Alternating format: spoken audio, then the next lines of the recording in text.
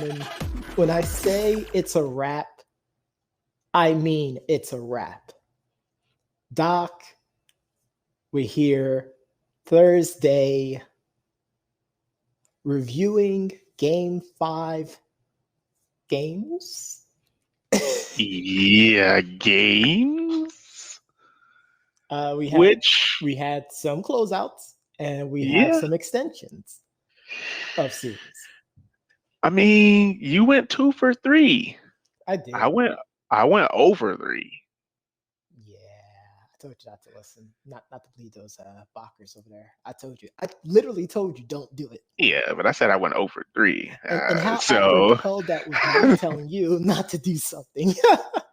Well, you never believed. You never believed the hype, and I can respect you for that, man. I mean, it's different when you don't believe in your team than when I don't believe in my team. It's not as much as believing. It's I see it. I saw it.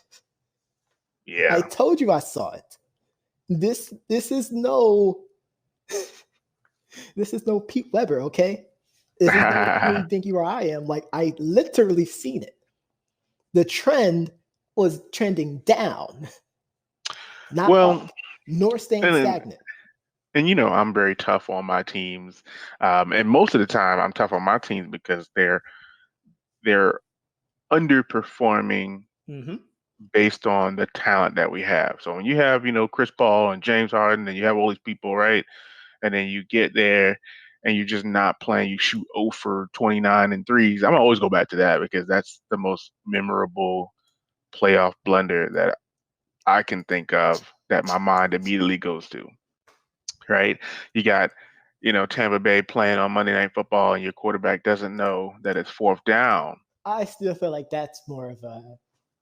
No, I get it. It happens. It does happen. I'm just saying. Yeah, I mean, I feel like people took that thing and took it way too far. The whole game was bad though, and that just put the icing or the sprinkles on top. So for the Knicks, and the reason why I kept saying that they were back, right? The Knicks are back is because they've started to finally replace those old players, right? I'm sure, Julius Randle, he's not as tall as a Patrick Ewing, but scoring wise, hey. Did you just compare? No, I didn't. No, I didn't. I did not. I said I'm already giving you the non-comparisons. Okay. I'm saying Julius Randle's not as tall, right? You gotta let me finish here. He's not as tall as Patrick Ewing, but he's giving the Knicks that big man scoring. It's not as Patrick did it, but it's scoring from a big. And then you have the 3-ball, a la Allen Houston and John Starks.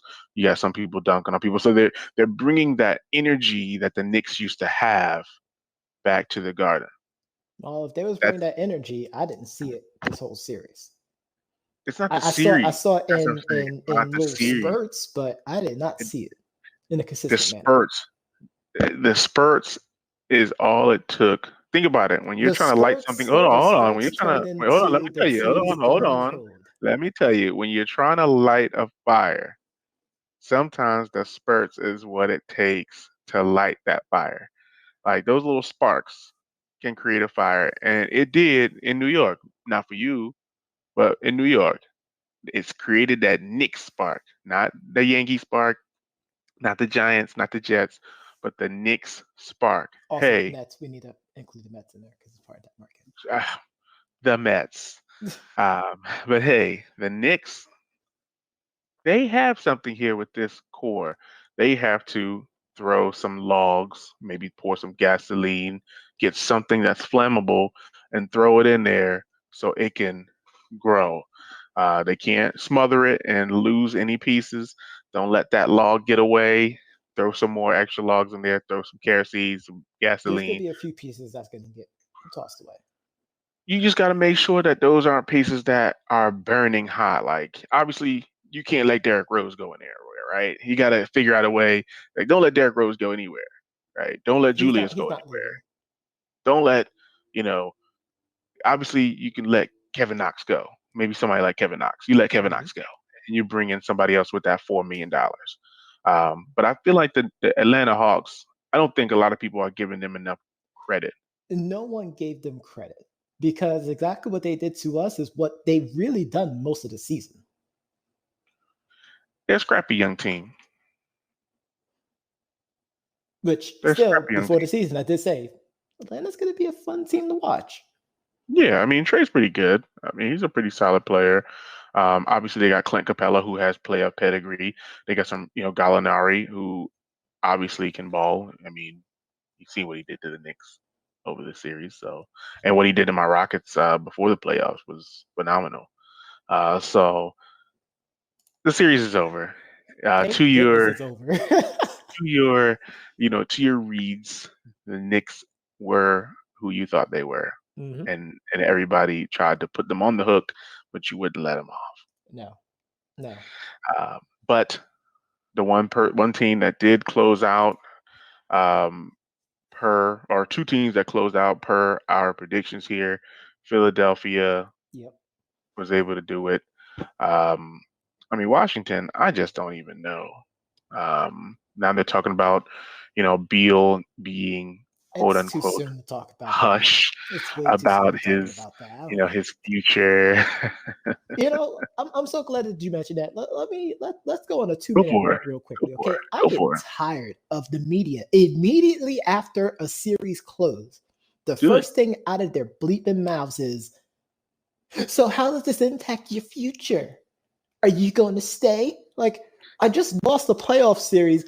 Let me have a moment to reminisce with my teammates before you bombard me with these stupid questions. Stupid questions. Yeah. No, I agree. And Doc and I have problems with like college basketball. Like, as soon as a team loses in March Madness, there's a microphone right in the guy's face, and he's emotional. Mm-hmm. And he has to try to talk about this game. Like, there's a problem in that, Doc. Well, it's funny because I was watching, I was on social media earlier, and I think there was I forget who posted it. It might have been ESPN. It might have been somebody random, but I can't remember. It doesn't matter who posted it, but it was an interview with a young Venus Williams, which might have been 14, and the reporter asked her, "Oh, so you think you can beat, whoever you're playing?" And she was like, "Oh, definitely. I'm very confident in my ability." Good answer. So then the interviewer goes, "Wow, you say it with such ease. Why do you think you can beat her?" That's a stupid question. So then she goes, "I'm confident in my ability." In myself, yes. Yeah, I'm confident in my ability to play. Like, what kind of dumb question is that? Well, why do you think you could beat them? Because I have to have confidence in myself to believe that I can do so. If I don't have confidence in myself, why am I here? So then the dad goes, "Okay, you didn't ask her the same question 3 times, she's already told you, and obviously he made it about, it being a young black child, but I mean, it really could have been anyone there. Anyone. And this is the situation where you can't really just keep beating it in, like trying to make them change their answer. It's like, hey, I feel like I'm going to win. I feel like I'm better. That's it. Yeah. But yeah, to your point, these interviews and these questions, it's almost like you're really trying to you're fishing. It's a fishing expedition. It's fishing. And you're just waiting for that, like you always talk about, the hot want take. them to say a word that's not that's an anomaly within the sentence, and then you can run an entire story off of that one word. It's almost like you should just get up there and be like, "I want out." You know what I'm saying? Like, I want out. Shout out to Julio Jones. No. It's like, I want out, right? Of this press conference. You know what I'm saying? Like, you know what I'm saying? Like you give them everything that they want. It's like, I'm gonna talk with my family and do everything, right? And it's like, but ultimately, I think I want out of this press conference. You think about it, they're typing their little notes. Oh my God, he said it. Oh, of this press conference. You scumbag. But either way, they're out. We're back to the East. You got Philadelphia moving on. Obviously, Atlanta. Yep. Now we're moving over to the West, where Utah was able to close it out. I mean, this is a hard-fought series, even though they won 4-1. John Morant really gave them all they can handle. Honestly, I think Donovan Mitchell coming back was just too much. Yeah. It's similar to that Denver series where, if we were to get, I mean, I know it's not possible, but if we were to get the return of the full Nuggets team at this particular juncture, with Jamal Murray and whoever else might be a little banged up, they might close this out today. Absolutely. But this could very well go to Game 7. It's very possible. I thought this particular series between Memphis and Utah might go 6 or 7 or 7, but it just didn't turn out that way. It's very, very sad because it's fun watching John Morant play, and like I said, I'm a huge fan of Dylan Brooks also. So, so this is what we would call a gentleman's sweep, ladies and gentlemen. Where Memphis got that first game, and then Utah just right after that. But go ahead. I was gonna say what's not gentleman is the next series. Yeah. I don't know. The Clippers lose to the Mavericks 105-100. A really poor shot, I think, toward the end of the game from Kawhi. Even left Rondo scratching his head trying to figure out what's going on. Kawhi 25-5. Paul George 23, 10 rebounds, 6 assists. I mean, both LA teams have the rosters. Like there's no excuse. Like they have the rosters to really make runs on paper. And we keep talking about paper, but they are not putting it together. I didn't even know the Clippers had Yogi Ferrell on their squad. Oh my God. Why is he not playing? They pay Luke Kennard a lot of money. Oh my Yogi Ferrell, obviously DeMarcus Cousins, we know about him. Patrick Beverley didn't even play last night. So 11 seconds. Patrick Beverley did not play last night. He touched the floor. He was out there. So I can't believe they gave him a -2 for that. That's so crazy. Those scumbags. That's so terrible. But honestly, they ran with this is another case of just them getting cold. And I think they were trying to figure out how to stop Luka. So that's probably why they didn't play, Patrick Beverley, because obviously Luka was probably just destroying him. Yeah. Well, not in the fourth though. He's destroying everybody. I'm talking about Patrick Beverley.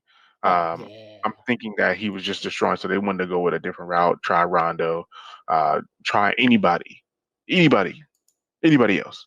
But still, to this very moment, I'm sticking to what the heck is going on with Porzingis. 8 points, 6 rebounds. That's just not good. I don't know how obviously I know how they're winning, but that performance, you're getting outshined by Boban. This is no disrespect to Boban, but Porzingis is supposed to be bigger than this. I agree. But shout out to Luka, though. Yeah, Luka, injured and all, came out there and dropped 42. And that's so crazy. So, yeah, walking that's where we're at right now. Over here, like, it ain't over yet. Ain't over yet. Right. So they play Friday. Hopefully the Clippers, going to Dallas to hopefully stay alive or become. This is going to go 7, like we said. Another laughing stock season. Now, and I had this thought too, and I'm kind of glad this is the case. And maybe you can help indulge in my gaudy thoughts. You indulged me. Listen, you indulged me yesterday with my Vince McMahon statement, so I'll allow it. Imagine what the media is going to talk about if both LA teams lose in the first round. They're gonna blame the play-in tournament, even though it has nothing to do with anything. They'll figure out a way to blame the play-in tournament. They're gonna say, oh, if Anthony Davis didn't have to play in the, they're not even gonna talk about the Clippers. They're gonna talk about the Lakers. If the Lakers didn't have to play in the play-in tournament, Anthony Davis would have never got hurt and all that. They're gonna blame it. But for the Clippers, you can't like that's yeah, you really can. Argument right there. It is really bad. But with the Clippers, they just got Luka. I mean, that's pretty much it is there. When Luka doesn't play well, the Mavericks 9 out of 10 times is going to lose. Yeah, they just it stinks, but they just can't even. I can't even put it together.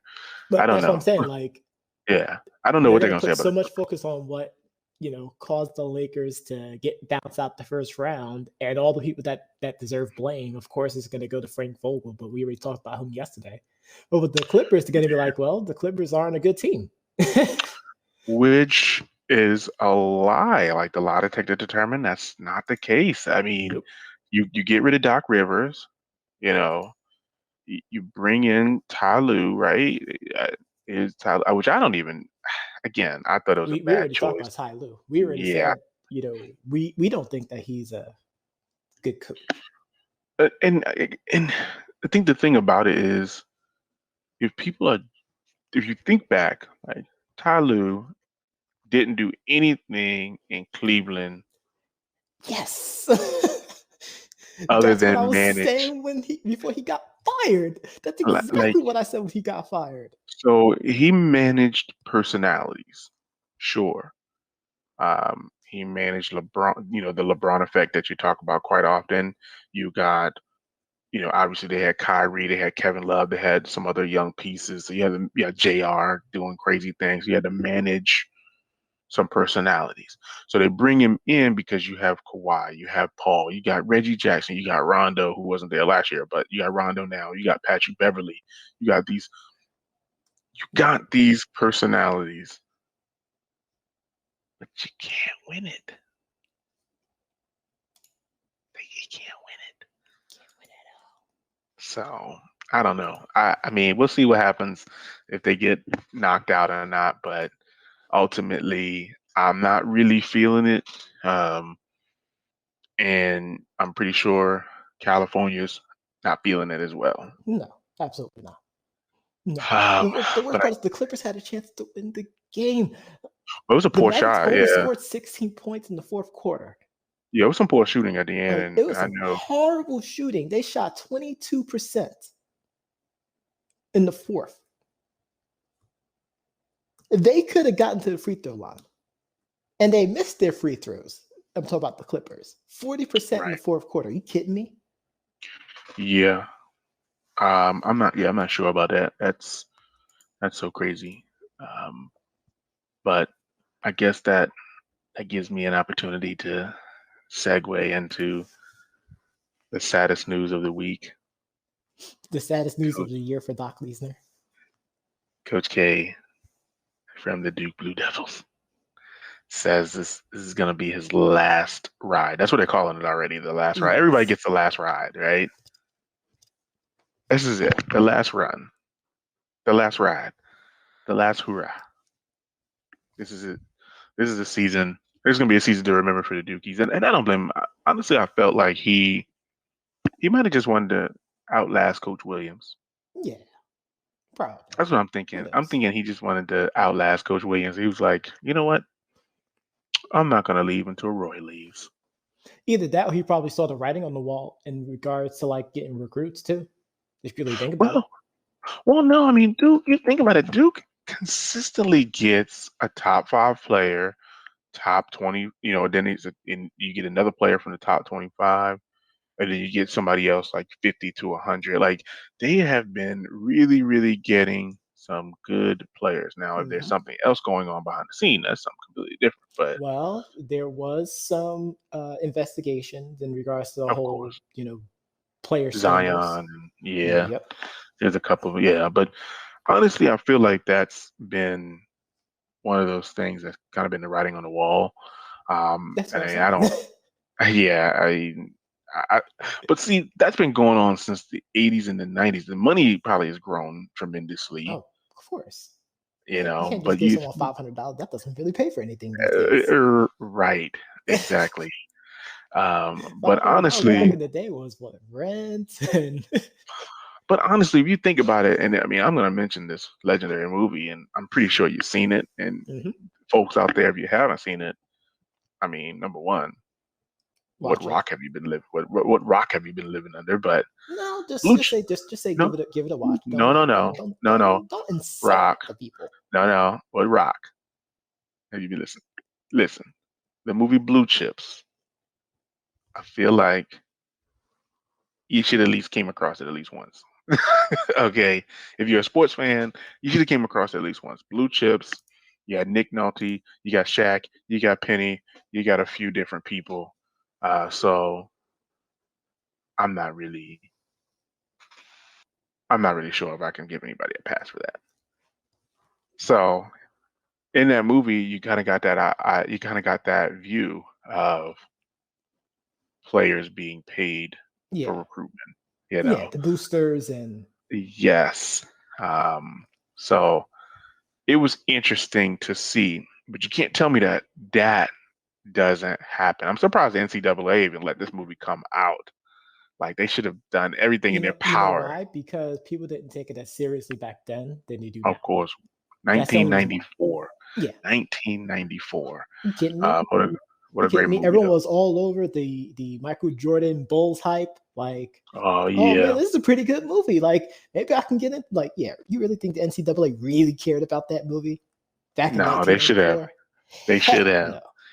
No. But I feel like Coach K, honestly, I think he just wanted to out-duel Roy one more time. And that's okay. But we have more basketball tonight, which, again, I don't know. It would be crazy if the Suns are able to beat the Lakers in LA to close out this series. It would be nuts. Are you going with the Suns? I'm not going with anyone actually because I don't want to give the media cloud guarantee thing. I don't want to even touch it. I just want to see the game play out the way it's going to play out. It would go from there. But it's gonna. If they lose, you know exactly how I know this game is going to turn out. So I'm not even gonna. Yeah, you're gonna say the Lakers are gonna spank the Suns. No, not spanking. No. But they're just gonna win. Something's gonna happen. Okay. LeBron scores 50. No. Oh. When was the last time he scored 50 in a game? Tonight. Is that a read? He's gonna have to do something. That 20 to 30 it's not gonna cut it. He's gonna have to listen to the other day's show when you said that him just making it to the finals wasn't enough, and you got to pull out all the stops out of that 30-something-year-old body. Well, I mean, our favorite phrase, last game of the season. Last game of the season. You can't hold back, Brett. I know. But of course, we have the other game, which thankfully is on national TV. Yeah, thank goodness. Yeah, they should both be on. Game 6, Nuggets versus Trailblazers. Doc, do the Nuggets close it out tonight? I haven't seen Dame put together 2 back-to-back great games, so I'm not 100% sure. But then again, when Dame doesn't show up, that's when CJ shows up. But I don't know. I feel like every time I feel like the Nuggets have it, they don't. So I'm not touching that one either. I don't want nothing to do with it. I'm going to say the Nuggets close it out. And here's why. If the Trailblazers win Game 6, they're going to win Game 7. And Dame's going to pull a bye-bye like he did with your Rockets for a few years. I can't believe you keep bringing this stuff up, man. You are really killing me today. I'm only using it as a reference. I'm not bringing it to... so bad. Like, you could have said what Reggie Miller did to the Knicks. You could have said what Ray Allen did to, whoever that was. He did that too. Like, in the finals. Yeah, you could have used anybody else, but none of them waved bye-bye though. I mean, it doesn't matter. You could have used anybody else. But we're dealing with the Trailblazers now. Oh my God! I'm keeping it within that organization. You could have used the Oklahoma City game. I mean, you could have used anybody else but the Rockets. I mean, come on, man. Come on. Get it together. But anyway, you know you heard this show on your favorite podcast platform. And if you didn't, I'm sure you'll be able to find it because we're on all of them. But if you can't, you can always go to our website at www.debateamongstfriends.com and view all of this episode and all of the previous episodes. Be sure to tune in daily, Monday through Friday, 4 p.m. Eastern Standard Time for these new episodes. And make sure you check us out tomorrow for more news, analysis, and the